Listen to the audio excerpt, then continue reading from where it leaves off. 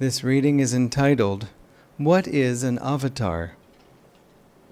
This passage is from the Bhagavad Gita, the 4th chapter. Unborn, changeless, Lord of creation and controller of my cosmic nature though I am, yet entering nature, I am dressed in the cosmic garment of my own Maya, or delusion. O Bharata, whenever virtue declines and vice predominates, I incarnate on earth. Taking visible form, I come to destroy evil and re-establish virtue. God may be said to incarnate, in a sense, through any great soul who, while living on earth, abides solely in his consciousness. The degree of his manifestation would depend on the depth of that saint's spiritual realization. Certainly, there would have to be some measure of direct inner perception, as opposed to living merely in the constant thought of God. Some revelation on God's part of his ecstatic presence within. In India, the concept of divine incarnation is traditionally applied not so much to those who in this life succeed in realizing God, as to those masters who have been born with that realization.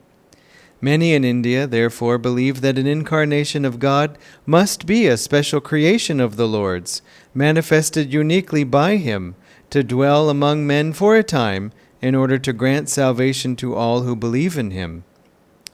Paramhansa Yogananda, however, explained the nature of a divine incarnation rather, not as a special creation of God's, but as the return to earth of a soul that previously strove to find God, and became emancipated in him. We find a hint of this same explanation in the book of Revelation in the Bible, where Jesus is quoted as saying, "To him that overcometh will I grant to sit with me in my throne, even as I also overcame, and am set down with my Father in his throne." Jesus' reference is clearly to his own overcoming, with the hope extended to all men that they too may overcome and find freedom in God. This is why Jesus said also, "Be ye therefore perfect, even as your Father which is in heaven is perfect." To be as perfect as God can only mean to attain oneness with him, as Jesus himself had attained. A special creation of God's would be less in a position to give people faith in their own spiritual capabilities. People need an example with which they can identify personally. That is the whole point of a divine incarnation. Much of the benefit of such an incarnation would be lost if God had to create a perfect human being simply because no actual human being could ever be found to fit the role. The obvious way, surely, to guide and inspire humanity would be to work through some qualified member of the human race, one who could inspire others with faith in their own potential for achievement. For a person to grow in virtue, it is necessary for him to feel inspired from within. If he depends too heavily for his salvation on some outward channel, no matter how divine that channel, he will never develop the inner strength of character required for progress in the spiritual life. Rather, he may find instead just the excuse that human nature always seeks to persist in its human weaknesses. He may even condemn as presumptuous any effort on the part of others to grow in sanctity. Spiritual progress is not for cowards and weaklings. It requires great inner strength. That is why the Bible says, "But as many as received him, to them gave he power to become the sons of God." The good news is that power is given to those who tune in humbly to the infinite divine source. But it is given from within, and is always commensurate to man's own receptivity. Paramhansa Yogananda explained the stages of spiritual development thus: a master who has so merged his consciousness in God as to be always awake in him, having shed all vestiges of personal ego, is known as a Jivan Mukta, one freed while living. Such a saint lives outwardly as a normal human being, but he is no longer limited spiritually. Forever freed from earthly desires, his only reality is the infinite Lord. Such a soul, however, at first still carries the vestigial memories of his past deeds, committed when he was still wedded to ego consciousness. These memories, too, must be spiritualized gradually, their karmic threads unraveled, the mental image of each of them transformed into divine awareness. God's presence must be realized in even the most worldly memories, for although the ego sees itself as separate from God, God is, in truth, everywhere. The most criminal behavior merely casts a veil, albeit a thick one, over the indwelling divine reality. The enlightened master, freed from the bondage of delusion, must align his old self with that present realization. Once freedom is attained from past actions as well, a state rarely achieved on this material level of existence, the soul becomes a paramukta, or fully liberated soul. When such a soul is reborn on earth, he comes as a full divine incarnation, or Purna avatar. God's power radiates through him in a way that it cannot through any lesser being, however enlightened. Such a fully liberated master, a paramukta, can uplift into the divine light. Even a fully liberated master, a paramukta, can uplift into the divine light only a limited number of disciples, but a divine incarnation can draw to God as many as come to him for help. Thus, through the Bhagavad Gita, God has spoken to mankind. Om, Om, Om.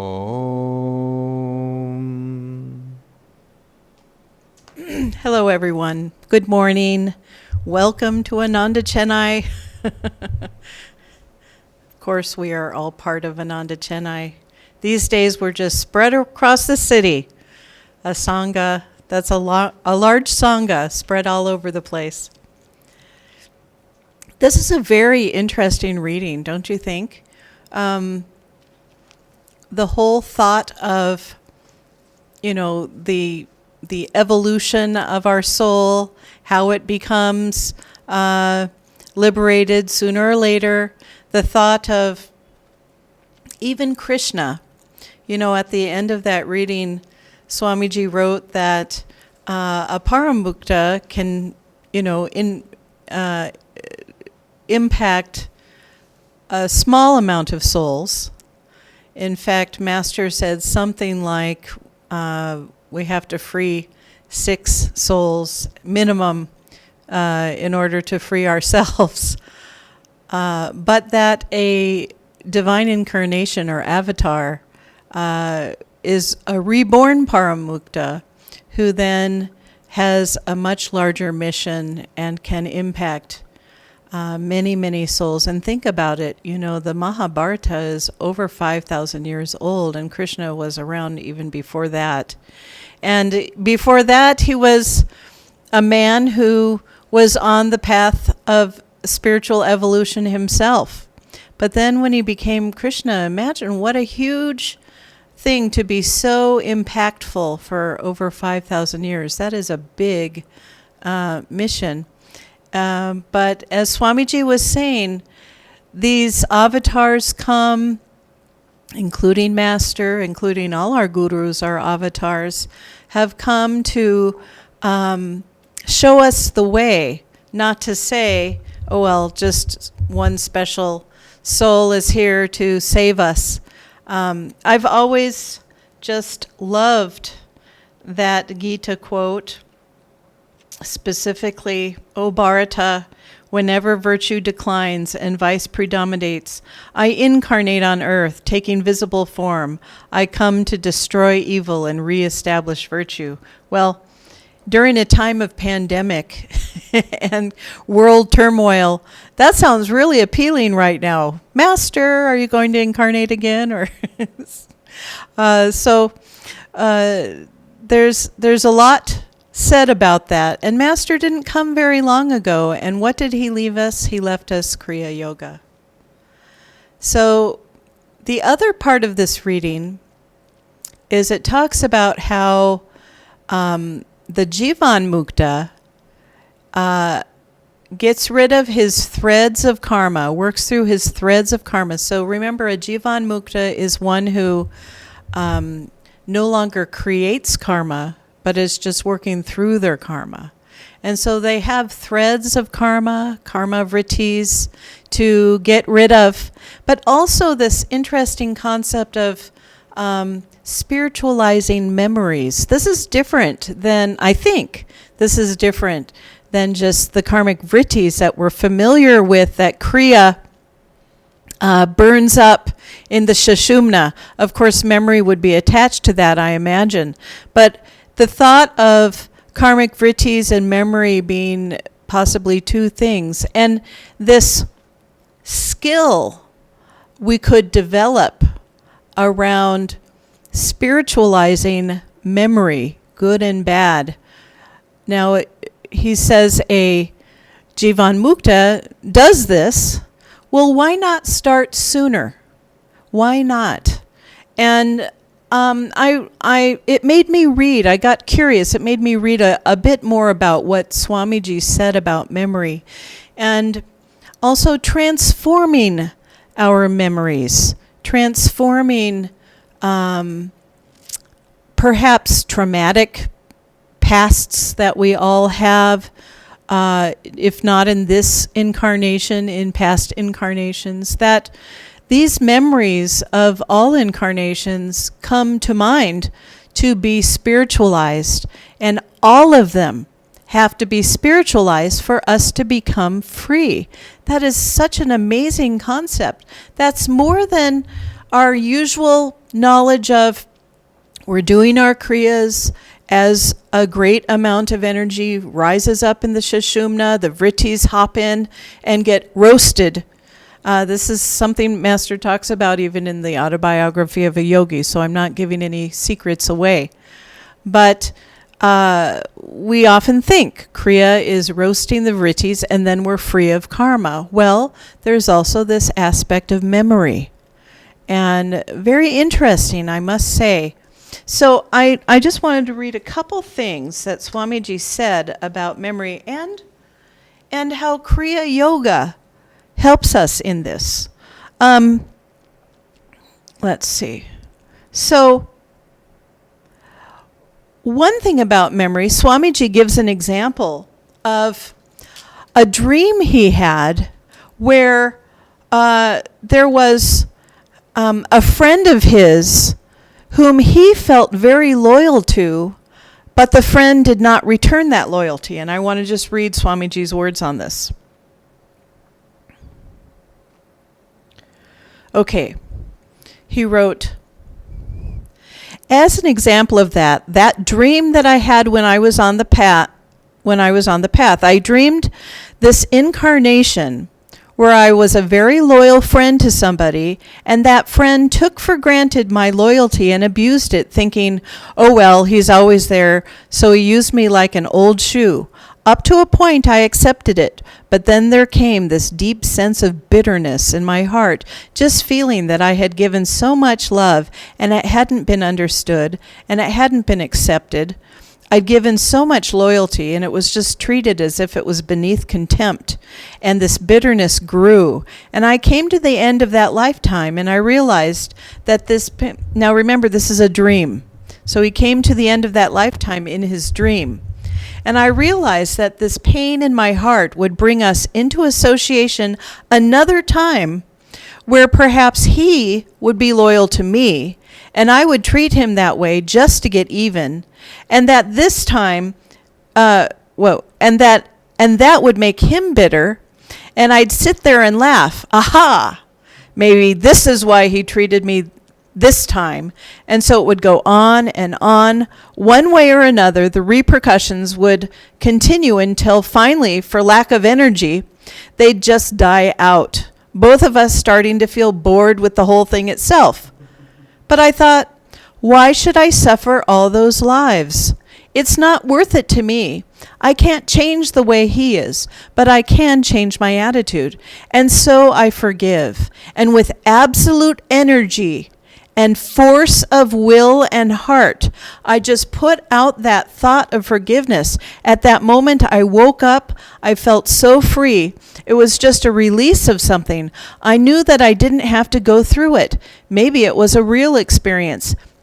It certainly seemed so to me. That didn't mean he wouldn't have to go through with it, but go through it with somebody else. That's his problem. He'd have to learn in his way. My forgiveness maybe even would help him to come to an understanding much sooner. But the issue was that by forgiveness, by a positive act, I did it. Now I was thinking, when I forgave all those individual hurts, I was thinking of another thing altogether, which is, he explains later, that it was one big positive force that helped free himself, perhaps, from the karma of having to be born and born again, going back and forth, betraying each other. And how in that dream he had just such a realization that by applying a big force in association with this feeling of forgiveness, that rising energy was enough to free him from that. And he says we can do this ourselves. There's another time, this is the only other thing I'll read. He says,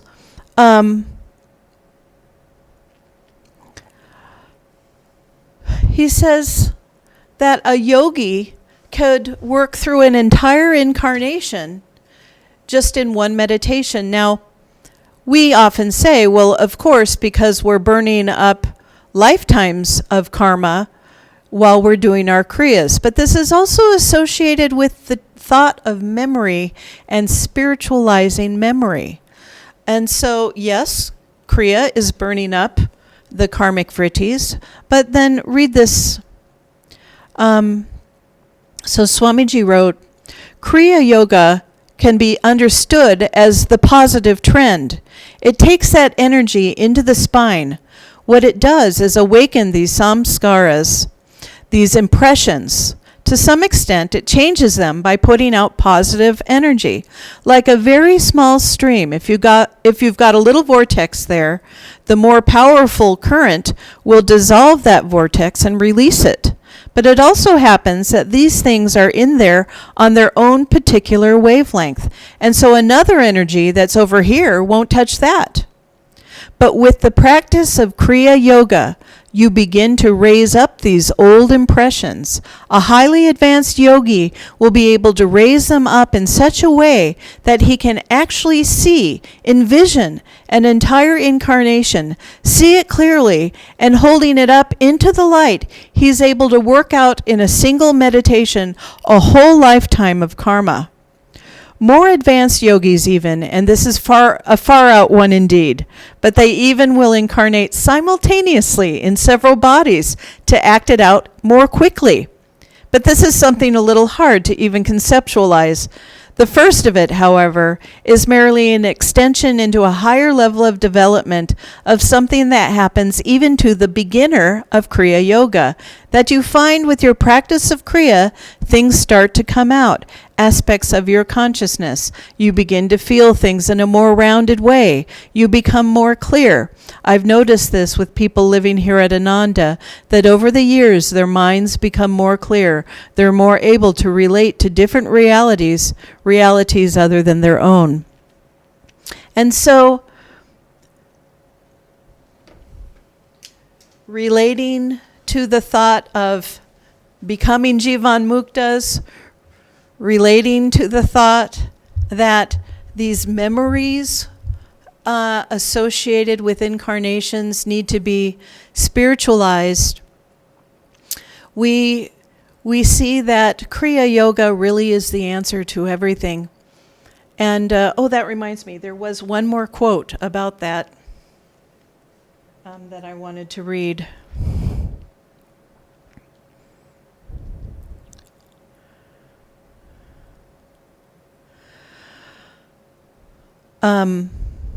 So this is continuing on. What it is that they're clearing away, all those blockages, and experiencing some of those realities inwardly that make it possible for them to relate to these things when they see other people. So you get a little bit of that, but the energy which is positive, that is in devotion and in communion, takes all of it and directs it toward God. The solution to everything is God. The solution to everything is superconsciousness. When you get into that, as Master said, when ecstasy comes, everything goes. That's why Master didn't give Kriya to more people. That's why Master didn't give Kriya to people immediately. He had them schooled in other techniques. He had them schooled in right attitudes, right ways of behavior, to spiritualize your life. Then you become ready for Kriya. And it doesn't mean you've got to be highly advanced before you take it. But there does have to be a certain direction in your life, a certain basis of understanding. I know some of you are impatient to get Kriya. But don't be impatient. This, too, is Kriya. Kriya is a way of life. It's not only a technique. It all fits together. Hong Sa is a part of Kriya. The Om technique is a part of Kriya. Learning to serve, learning to do karma yoga, learning devotion, all these things, when if you have the right attitude, then it comes much more effectively. So keep that thought in mind, but realize what you are doing. Forget about the world and how important it is to the world, how very important it is to you. This is what can change your life. This more than anything else that I know. So during these difficult times of pandemic, it's very hard for us to, at times, lift ourselves up. And yet, these words from Swamiji are so comforting. They're so positive, and we can now heal ourselves through Kriya Yoga. As Lahiri Mahashaya said, Kriya Yoga is the solution to every problem that we have. And the reason why is because of this very positive flow of energy that flows upward when we're doing Kriya. That is the transforming power. Swamiji wrote in another place, I did a lot of reading last night, and just read so many inspiring things. Swami said that in the future, Kriya Yoga is going to be the thing. Because he said it'll surpass chemistry and engineering and everything because of its power of transforming everything. He was talking also about how even psychology is far behind what Kriya Yoga can do. And certainly self-understanding is important. But with Kriya Yoga, if we can create that positive flow in ourselves, it can heal so much. That flow, we can offer up those hurts in our lives and transform them into a spiritualized version. We can see how they fit into the tapestry of our incarnations, how they fit into the whole aspect of God. Of course, I myself can't claim to have done this, so it's almost hard to conceive of. And yet, there are many occasions when we've completely overcome a hurt, and it becomes a lesson. It becomes something we understood, how it brought us to a better place in life, how it was meant to be. When we get to that sense of acceptance. And so this is a step farther beyond this. This is going into a state of super consciousness and bringing a memory up, or it means truly being in super consciousness, not just saying, oh, I brought that memory into the light and then I visualized the light dissolving it. That could work. It's a step forward, and it certainly means we're open to it. But really, the point is to be in a state of super consciousness, which means that flow up the Sushumna is going very, very strongly. and has so much energy in it that then that's the power for transformation. And the more Kriya Yoga we do, the more we're living in our Sushumna, the more we are living with strong, strong energy flowing up the spine and bringing things much more positively to light. Of course, karmas are being burned away, and it doesn't prevent karma from hitting us. Not every piece of karma can be burned in the light of Kriya. Some karmas are meant to manifest on the earth plane, and we're meant to work them out in our lives, and it can be difficult. And many people are going through a difficult time right now, a very difficult time. We've heard from so many, and thank God we all have each other. One of the things that is so good about Kriya is if we are going through a very difficult time, at least we have something to cling to. At least we have a technique that can help bring us out. And it brings me to a thought that Swamiji and Master would talk about a lot, which is, Kriya brings such an awareness. And I should mention, as Swamiji said, Hong Sa is part of Kriya, Om is part of Kriya, energization exercises are part of Kriya. So when I say Kriya, I'm not leaving anyone out. But Kriya has such a power for us to become aware of the flow of energy in the spine, to know when that flow is going downward and to know when that flow is going upward. And we know it's going downward just if we feel, and the head goes down and, I can't take it anymore.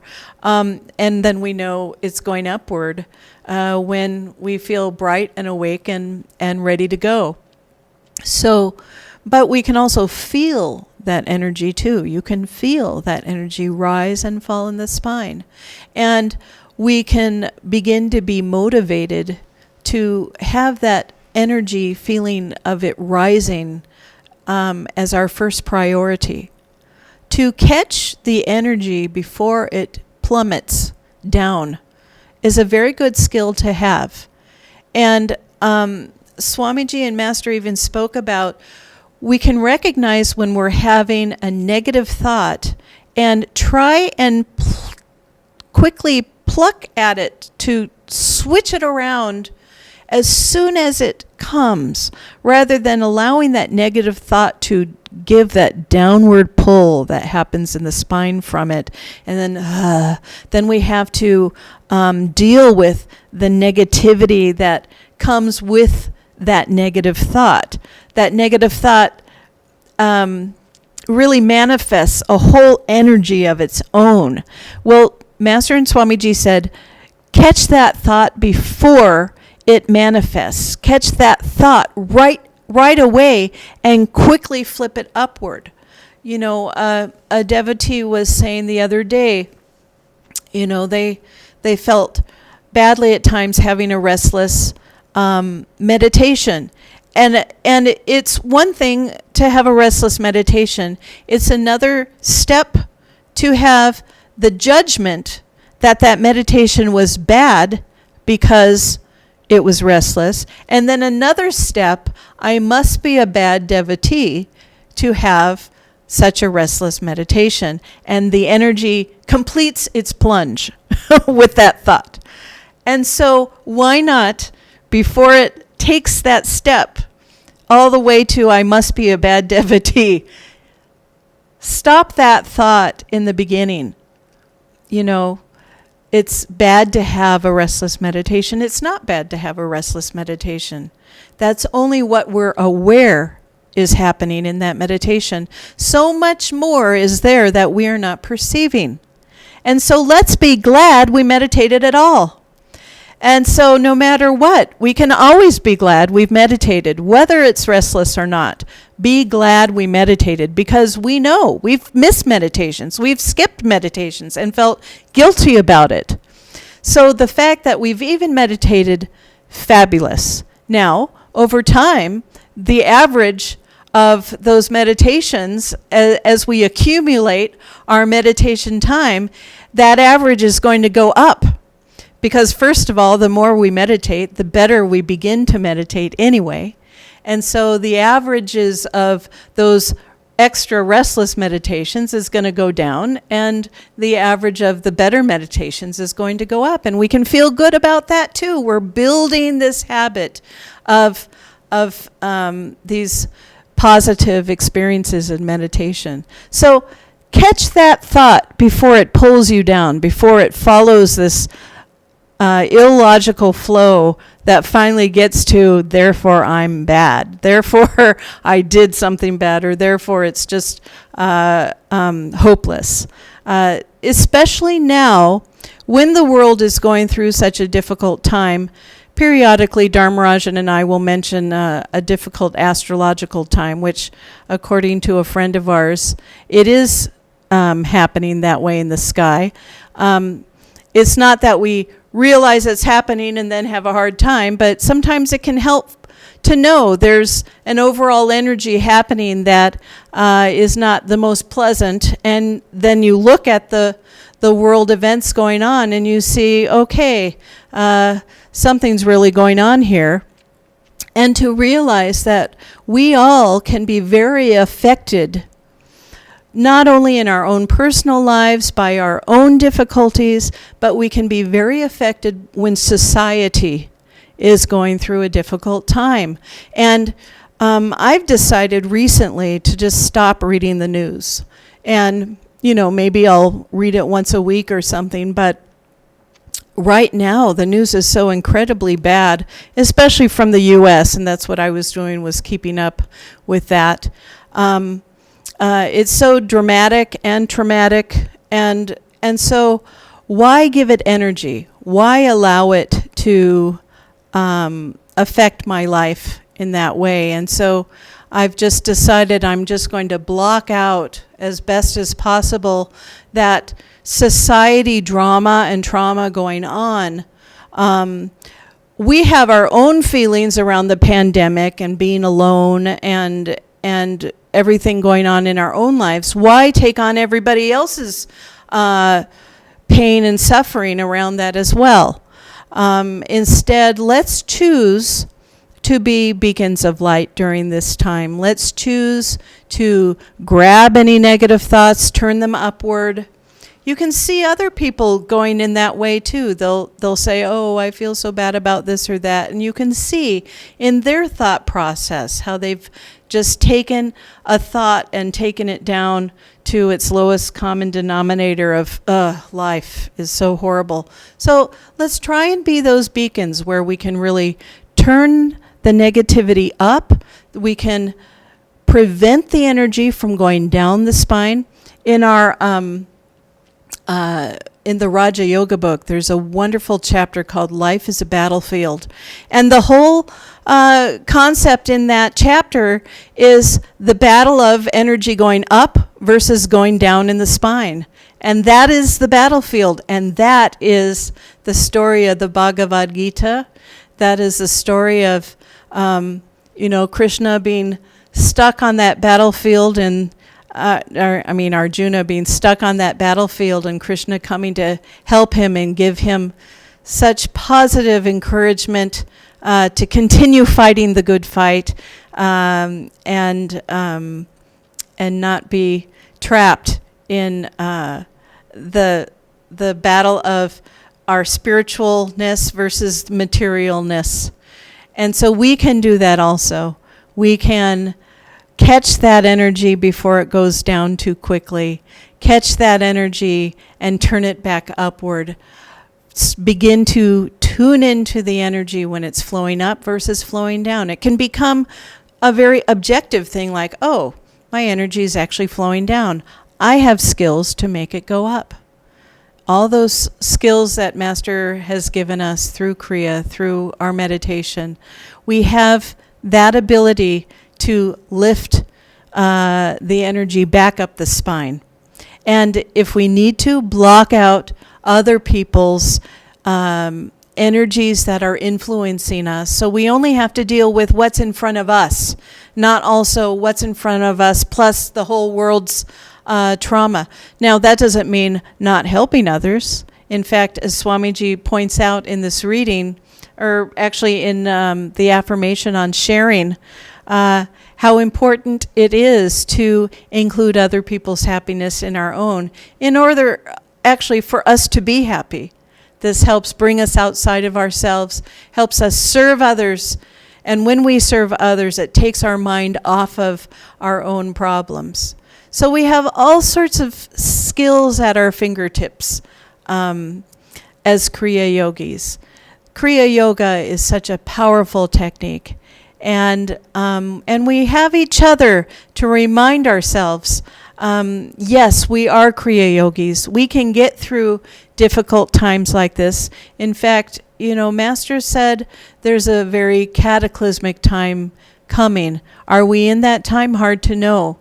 But, what he says is not that encouraging. But if we have Kriya Yoga, there is a protection that comes with that. There is a knowing about clinging to God in our most dire circumstances. We can do that. And we have each other. So, ending on that note, let's keep things up. Let's keep things positive. Let's heal those memories and spiritualize all memories so that we can go into the light and feel that upliftment in all circumstances. God bless you.